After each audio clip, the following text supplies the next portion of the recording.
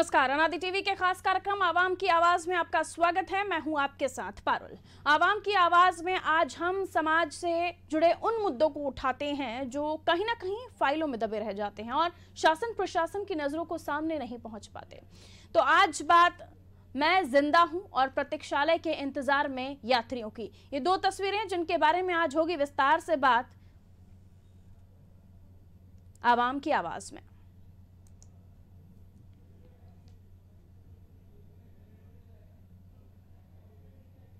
तो सबसे पहले बात करेंगे छतरपुर की, जहां छतरपुर जिले में एक 80 साल के बुजुर्ग को मृत घोषित कर उसकी जमीन हड़पने का मामला सामने आया है और अब पीड़ित बुजुर्ग अपने जीवित होने का प्रमाण देने और जमीन वापस पाने के लिए दर दर भटक रहा है। पूरा मामला राजनगर क्षेत्र के गड़ा ग्राम पंचायत का है, जहां पटवारी की लापरवाही के चलते बुजुर्ग को मृत घोषित कर भतीजे संतु आदिवासी ने लगभग 9 एकड़ जमीन अपने और उसके परिवार के नाम करा ली। पीड़ित बुजुर्ग का कहना है वो जीवित है, लेकिन उसे कागजों में मृत दिखाकर उसकी जमीन हड़प कर ली गई। पीड़ित बुजुर्ग न्याय के लिए थाने से लेकर जिला कलेक्टर तक गुहार लगा चुका है, लेकिन जिम्मेदार मानो अमानवीय कृत्य पर पर्दा डाल रहे हैं। अब तक इस मामले में कोई सख्त कार्रवाई नहीं हुई है। जब इस पूरे मामले में राजनगर तहसीलदार बीके सेन से बात की गई तो वो भी जांच कर दोषियों पर कार्रवाई करने की बात कहते नजर आई।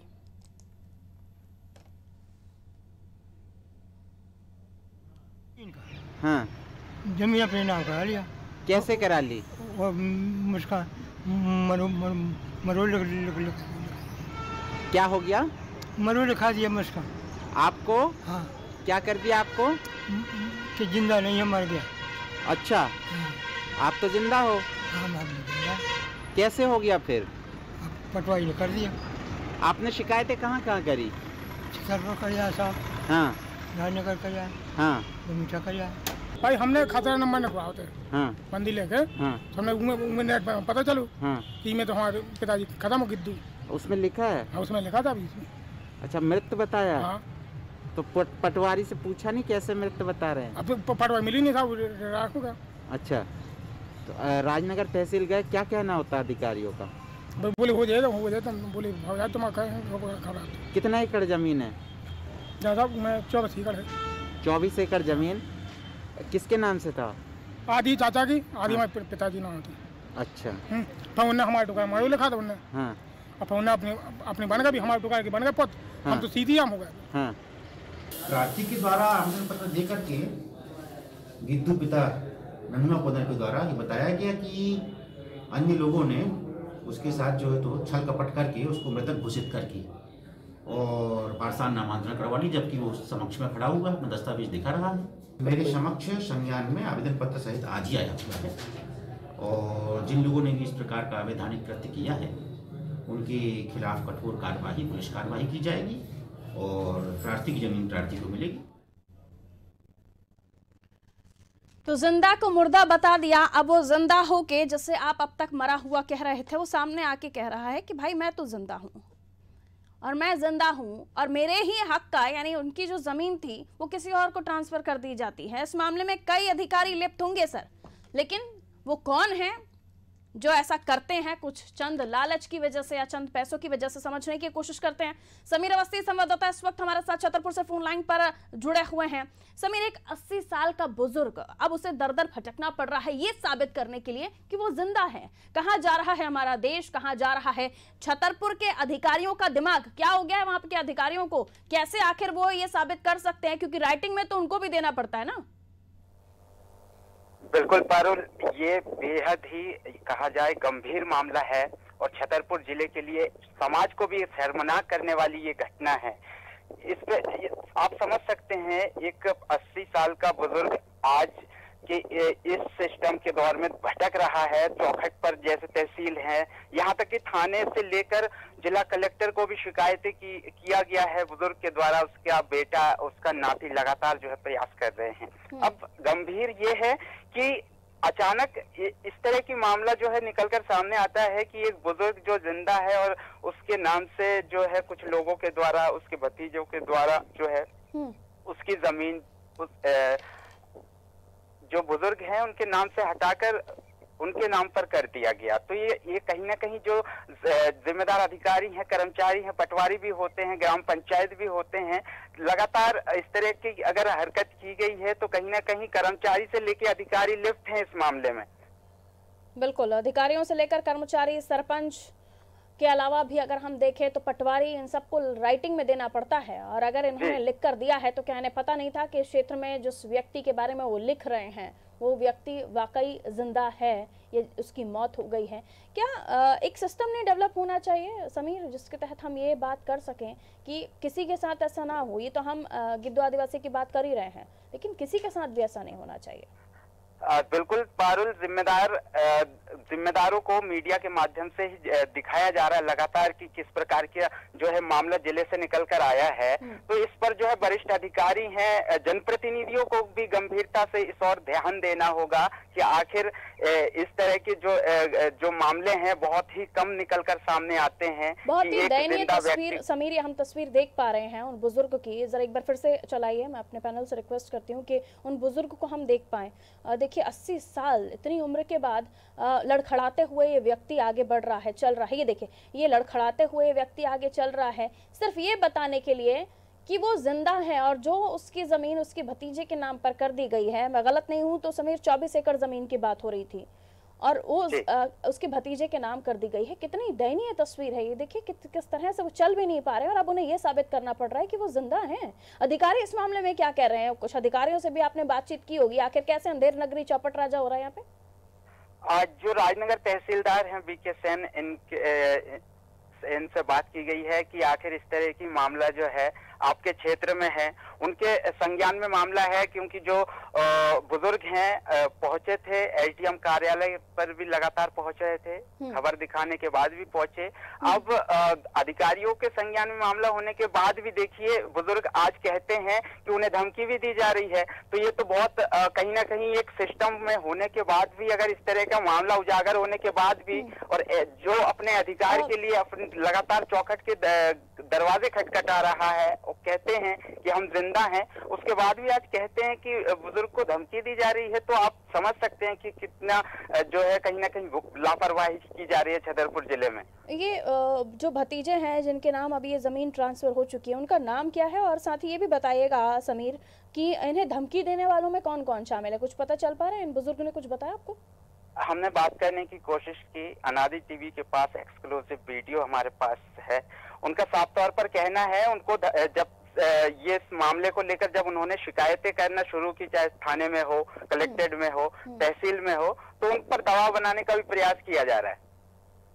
उन पर अधिकारियों द्वारा दबाव बनाने का प्रयास किया जा रहा है समीर? नहीं, अधिकारियों के संज्ञान में देने के बाद जो लोग इस तरह की जिन्होंने उनके साथ धोखाधड़ी की है, उन लोगों के द्वारा। मतलब ये घर के ही लोग हैं अब जो उन पर उनको धमकियां दे रहे हैं? जी। अब ऐसे में जब अधिकारी ही कुछ ना कर पाए तो भला किसे जाकर बोलिएगा, किसका जाके दरवाजा ये बुजुर्ग व्यक्ति खटखटाए? इससे पहले भी इस तरह का कोई मामला यहाँ पर निकल कर सामने आया है क्या? क्योंकि ये जाहिर है कि कुछ ऐसा काम करने से पहले हौसले तो होने चाहिए कि आप किसी व्यक्ति को मार रहे हैं कागजों में और उसके बाद आप बड़े ही आराम से इस मामले को रफा दफा भी करना चाहते हैं। बेहद गंभीर मामला है पारुल। इस और जो जिम्मेदार अधिकारी हैं उनको ध्यान देना होगा, प्रदेश सरकार को ध्यान देना होगा। छतरपुर जिले में अगर इस तरह का मामला है तो आप समझ सकते हैं जिले में और ना जाने कितने ऐसे मामले होंगे, प्रदेश भर में कितने ऐसे मामले होंगे। जमीनी स्तर की जो हम बात करें तो बेहद ही खराब है। मैं लौटूंगी समीर आपके पास। वीके सेन साहब तहसीलदार हैं हमारे साथ इस वक्त फोन लाइन पर मौजूद है। वीके सेन साहब, बहुत स्वागत आपका अनादि टीवी पर।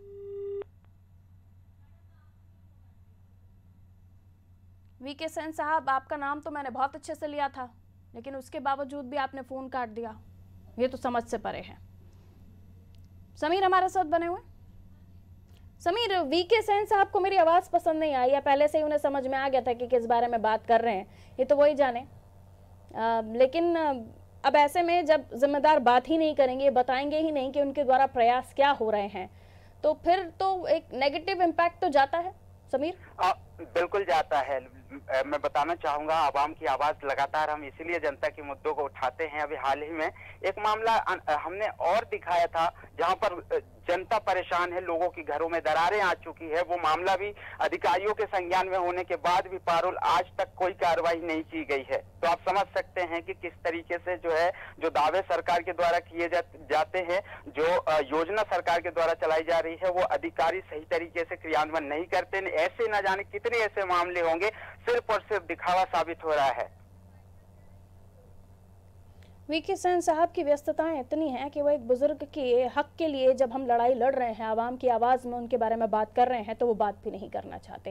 ये तो एक मामला है। वीके सेन साहब अगर नहीं बात करेंगे तो यही लगेगा कि न जाने ऐसे कितने मामले होंगे जो दब चुके होंगे, जो सड़ चुके होंगे, जिनके कागज़ भी न जाने कहाँ गायब हो चुके होंगे। ये तो एक बुजुर्ग हैं जिनको लोग देख पाए, पहचान पाए, उनकी बातों पर यकीन भी किया लोगों ने, क्योंकि उनके आसपास के रहने वाले होंगे। कई लोग तो मान भी लेते हैं, हाँ भाई मार दिया तुमने, मार दिया, ठीक है, अब बाकी की जिंदगी हमें सुकून से गुजारने दो। यानी सीधा मेरा कहने का मतलब ये है कि तो एक मामला है, न जाने कितने मामले सेन साहब के अंदर फाइलों में सड़ चुके होंगे, दब चुके होंगे। सेन साहब बात क्यों नहीं कर रहे? समीर। बिल्कुल, अधिकारियों को संज्ञान में मामला है और कहीं ना कहीं मीडिया से भी कई बार जो है बचते नजर आते हैं कि सही तरीके से अधिकारी जवाब नहीं देते, या एक पत्रकार अपनी जिम्मेदारी से उन चीजों को पहुंचा रहा है। जिन बुजुर्ग गिद्ध आदिवासी जी की हम बात कर रहे हैं, वो खुद हमारे साथ इस वक्त फोन लाइन पर बने हुए हैं। गिद्ध आदिवासी जी, आपका स्वागत है अनादि टीवी पर। गिद्ध आदिवासी जी, आवाज मिल रही है आपको? नहीं हो साहब, मैं आदिवासी। गिद्दू जी बात कर रहे हैं दादा।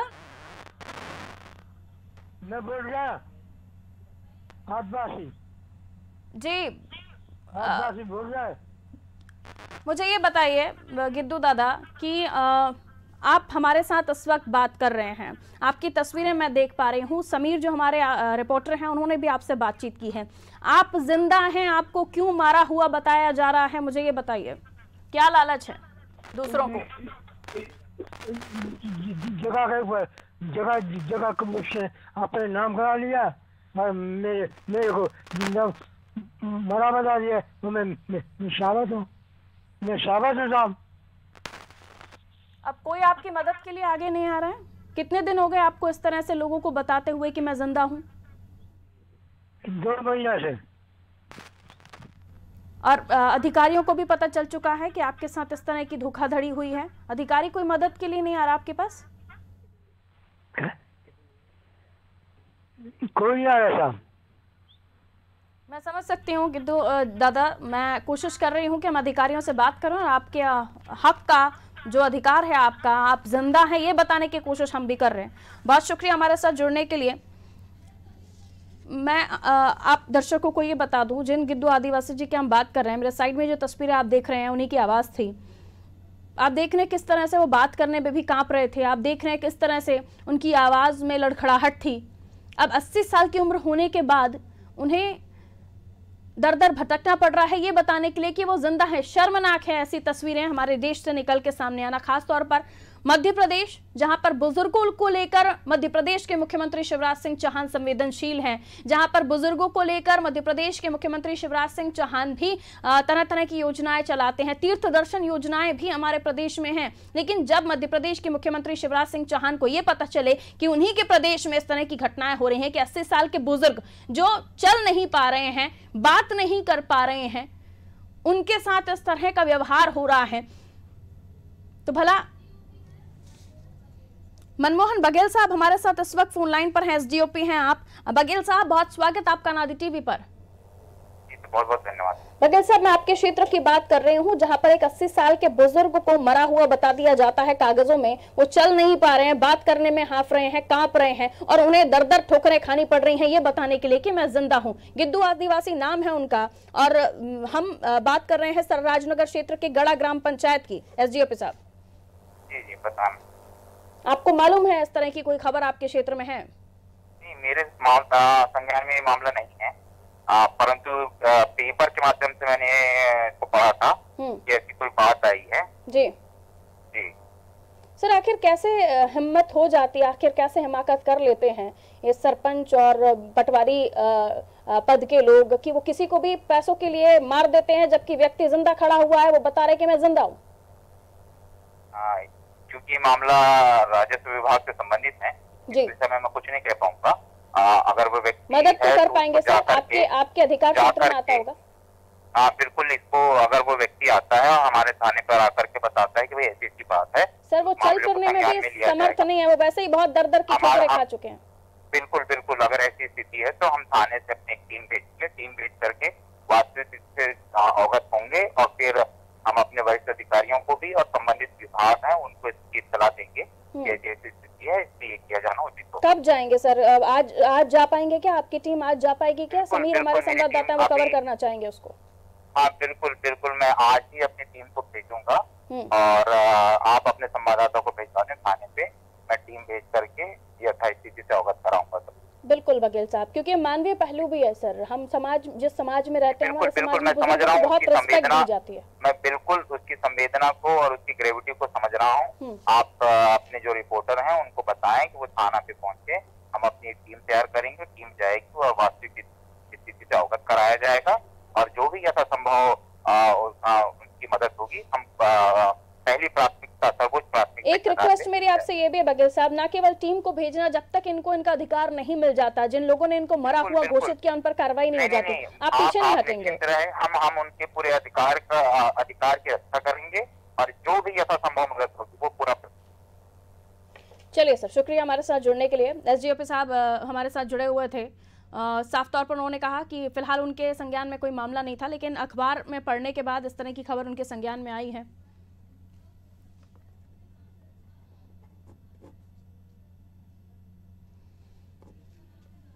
एसडीओपी साहब से हमारी बात हुई, उन्होंने साफ तौर पर बताया कि वो मदद के लिए आगे आएंगे और न केवल अधिकारियों के पास भी वो उनको भेजेंगे और समीर भी वहां पर पहुंचेंगे। समीर, जल्दी से आपका फाइनल कमेंट कि जो एसडीओपी साहब हैं उनका कहना है कि भाई मेरे नॉलेज में नहीं था, मैंने अभी पढ़ा है और आपके माध्यम से भी और जानकारी मिल पा रही है। अब वो कह रहे हैं मैं जाऊंगा, हमारी टीम को भेजूंगा और उसके अलावा जब तक उन बुजुर्ग को हक नहीं मिल जाता तब तक वो उनके साथ खड़े हैं। एक अच्छी बात है, लेकिन आखिर हो क्यों जाती हैं ये सारी चीजें? मीडिया आवाज उठाए तो ठीक है, इन बुजुर्ग को जिंदा मान लिया जाता है, वरना न जाने कितनों को उन्होंने जिंदा लोगों को मार दिया होगा। Final comment Sameer. चले, लगता है समीर को आवाज नहीं मिल रही है, तो आवाम की आवाज में आज हम बात कर रहे थे छतरपुर के राजनगर जिले के गड़ा ग्राम पंचायत की, जहां पर एक बुजुर्ग को मृत माना गया। उसके अलावा राजस्व विभाग का ये मामला है, मरा हुआ मानकर उसकी जमीन को उसके भतीजे को ट्रांसफर कर दिया जाता है। अब वो बुजुर्ग दर दर की ठोकरें खा रहा है, ये साबित करने की वजह से कि मैं जिंदा हूं। आखिर कोई सिस्टम नहीं होना चाहिए क्या हमारे समाज में, हमारे सरकार में, हमारे तंत्र में? क्योंकि ना केवल एक खबर, ऐसी कई खबरें सामने आती हैं जहां पता चलता है कि थोड़े से पैसे देकर जो सरपंच हैं या फिर जो पटवारी उनसे लिखवा लिया जाता है कि फलां व्यक्ति मर चुका है, उनको ये साबित कर दिया जाता है और फिर जो कागजात हैं वो जाकर या तो इंश्योरेंस कंपनी में या राजस्व विभाग में लगा दी जाती हैं ताकि उसका लाभ उन्हें मिल सके। एक जिंदा व्यक्ति को मार दिया जाता है, आज का ये समाज है, अपने लालच की वजह से।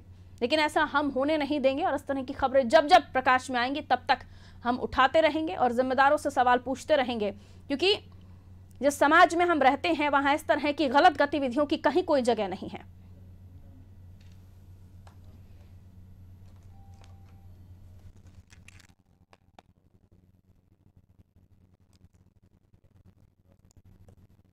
और चलिए आवाम की आवाज में बढ़ेंगे अब अगली खबर की तरफ। बस स्टैंड में यात्रियों की बेहतर सुविधाओं के लिए सरकार ने कई योजनाएं शुरू की। बस स्टैंड में यात्री प्रतीक्षालय से लेकर सुलभ शौचालय तक बनवाए जा रहे हैं, लेकिन नरसिंहपुर जिले के तेंदुखेड़ा में इससे उलट तस्वीर देखने को मिली है। यहाँ ना तो यात्रियों के लिए प्रतीक्षालय बनाया गया, जिस वजह से यात्री और दूर दराज से आने वाले छात्र छात्राएं कड़कड़ाती धूप में बैठने को मजबूर हैं। हालांकि यहाँ पर पहले एक छोटा प्रतीक्षालय बनाया गया था, लेकिन नगर परिषद ने उसे भी हटा दिया। इतना ही नहीं, बस स्टैंड में पीने के पानी की भी कोई व्यवस्था नहीं है, जिससे रोजाना यात्रियों को परेशानियों से दो चार होना पड़ता है। ऐसा नहीं है कि लोगों ने सुविधाओं के लिए आवाज नहीं उठाई। स्थानीय रहवासी और बस संचालकों से कई बार प्रशासनिक अधिकारियों की मुलाकात हो चुकी है, जिसको लेकर वो अपनी परेशानियों से भी उन्हें अवगत करा चुके हैं, लेकिन अभी तक ना तो स्थानीय जनप्रतिनिधियों ने कोई सुध ली और ना ही प्रशासनिक अधिकारियों ने। बहरहाल नवागत सीएमओ ने जल्द ही समस्या का समाधान करने का आश्वासन जरूर दिया है। देखना होगा यात्रियों की समस्याओं का समाधान कब तक हो पाता है। यहाँ पे बैठने की कुछ व्यवस्था नहीं है, कहीं भी धूप में खड़े रहते हैं, धूल उड़ती रहती है। पानी की व्यवस्था पीने की कुछ नहीं है। शौचालय वो है लेकिन वो भी बहुत ज़्यादा गंदगी उसमें, पानी की भी उसमें नहीं व्यवस्था, बिल्कुल भी नहीं। ना प्रतीक्षालय है, न कोई चीज़ है, धूप भी पड़ रही है, न पानी व्यवस्था है, टैंकर आता ही नहीं है। पंचायत में शिकायत नहीं की? नगर पंचायत की एक से दो बार की शिकायत, लेकिन एक दिन आया उसके बाद हाँ बुलवा देंगे। चला पता यहाँ बस स्टैंड में झाड़ू भी नहीं लगती।